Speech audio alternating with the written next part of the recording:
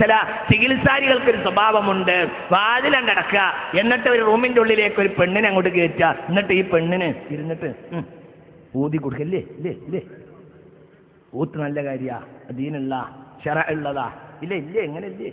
ഇതൊക്കെ വളരെ ചിന്തിക്കണം, ഇതൊക്കെ മനസ്സിലാക്കണം. എന്ത് കറാമത്താണിത്, എന്ത് അടിസ്ഥാനാണിത്? പെണ്ണിനും കൊണ്ട് ഒരാൾ ഒറ്റക്ക് റൂമിലിരിക്കെ, ഇതെന്ത് ദീനാ മനുഷ്യന്മാര്, ഇതേത് ചികിത്സയാ മനുഷ്യന്മാര്? എന്ത് അടിസ്ഥാനമായി പറയുന്നതിനൊക്കെ ഉള്ളത്? ഊതല്ലേ മിണ്ടണ്ട. അവസാനം പണ്ഡിതന്മാരായ എന്നെ പോലത്തെ ആളുകൾ വിചാരിക്കുക ഇത് ഊതാണല്ലോ നമ്മൾ മിണ്ടണ്ട എന്ന് പറഞ്ഞാൽ എന്താവും ഈ അവസ്ഥ? അപ്പൊ ചുരുക്കത്തിൽ ഇത് തിന്മയാണ്. ശക്തമായ എന്നാൽ അടിസ്ഥാനപരമായ അള്ളാന്റെ ഖുർആൻ കൊണ്ട് ഊതുന്നതിനുള്ള മഹത്വം സ്വഹീഹുൽ ബുഖാരി രേഖപ്പെടുത്തിയ അനവധി സംഭവങ്ങൾ നമ്മൾ കണ്ടു കഴിഞ്ഞു. അത് സത്യാണ്, യാഥാർത്ഥ്യ. പക്ഷേ അതിന് സ്ഥാപനവൽക്കരിക്കുന്ന ഒരു തിന്മയായി മാറിയിരിക്കുന്നു എന്ന യാഥാർത്ഥ്യം നാം മനസ്സിലാക്കണം. ഹറാം ചെയ്യുന്ന ഒരുത്തനും ഒരു ചികിത്സാരിയല്ല, അവൻ ഔലിയാപ്പാപ്പയല്ല, അവൻ കള്ളനാണ് എന്ന് നമ്മൾ ചിന്തിക്കണം. അവൻ കള്ളനാണ്. പെണ്ണിനെയും കൊണ്ട് ഒരാൾ റൂമിൽ കയറി ഊതിയാൽ എന്താ പിന്നെ നടക്കുക? ഞാനവിടെ വിശദീകരിച്ച് പറയുന്നില്ല.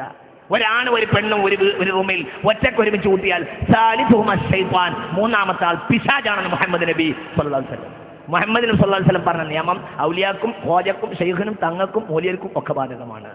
ഇത് വലിയ ഷെയ്ഖ് മുഹമ്മദ് നബിയാണ്, പിന്നെ വേറെ ഷെയ്ഖില്ല സല്ലല്ലാഹു അലൈഹി വസല്ലം. അപ്പൊ അള്ളാഹുവിന്റെ നിയമങ്ങൾ പാലിക്കുക.